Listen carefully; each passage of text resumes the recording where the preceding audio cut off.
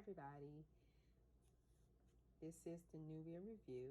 My name is Sharifa, and I want to welcome you or welcome back to my channel. Today, I am going to be discussing with you two of my bullet journal layouts. Now, if you're new here, welcome. I do bullet journaling content and bookish content, lifestyle content, and other contents that fits in that range on this channel.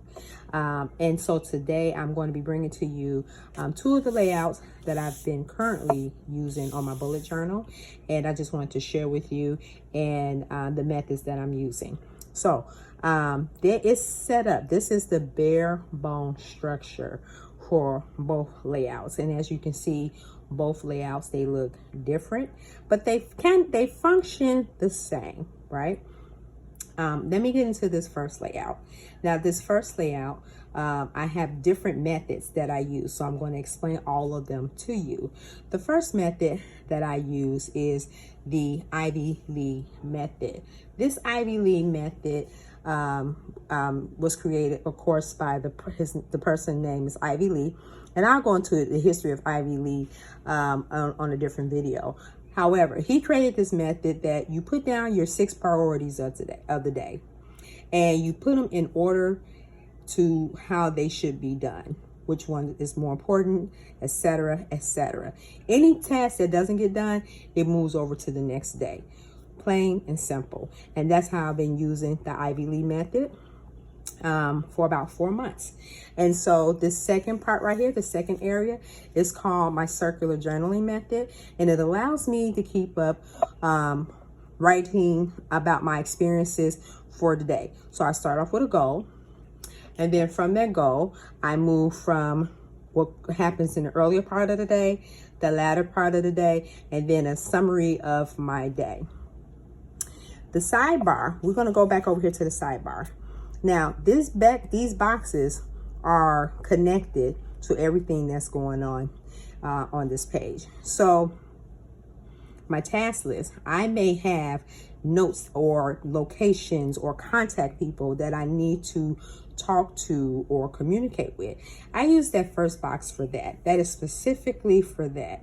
And if I don't have anyone that I need to connect with, I use it for like a journaling prompt. So an example would be if I had a doctor's appointment and it's somewhere unfamiliar that I'm not familiar with, I may put an address, I may put a contact person, I may write certain things in this box that I need to have. The second box goes to things that I need to remind myself for the future date, something further in the week. And the third box is normally just a freebie. My last box I've been using to put down what I've had for dinner. That doesn't have anything to do with my meal planning.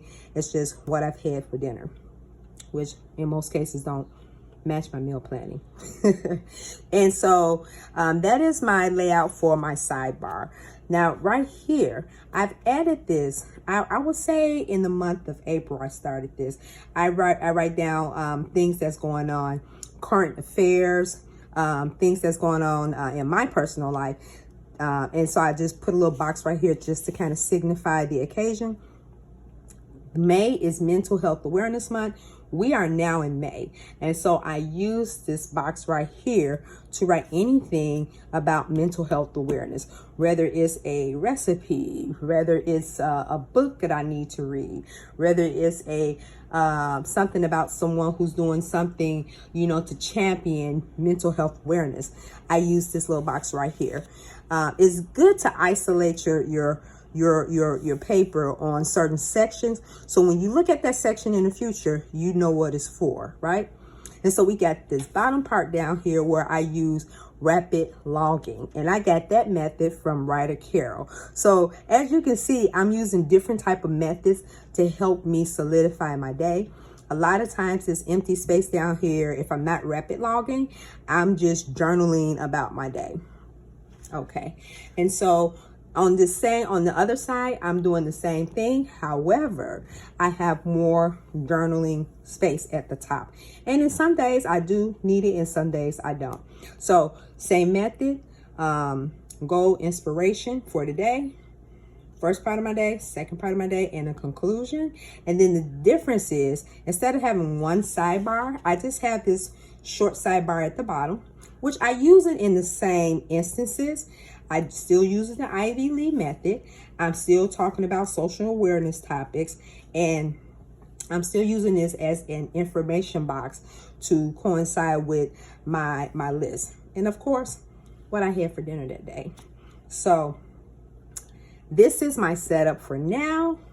If you have any questions about this or any future layouts, feel free to leave a message and I will get back to you as soon as possible. And I hope this video was hopeful and helpful. I hope this video was helpful for you and that you got something out of this content. I know sometimes using an A4 bullet journal may seem challenging. It was for me when I didn't know how to utilize the space.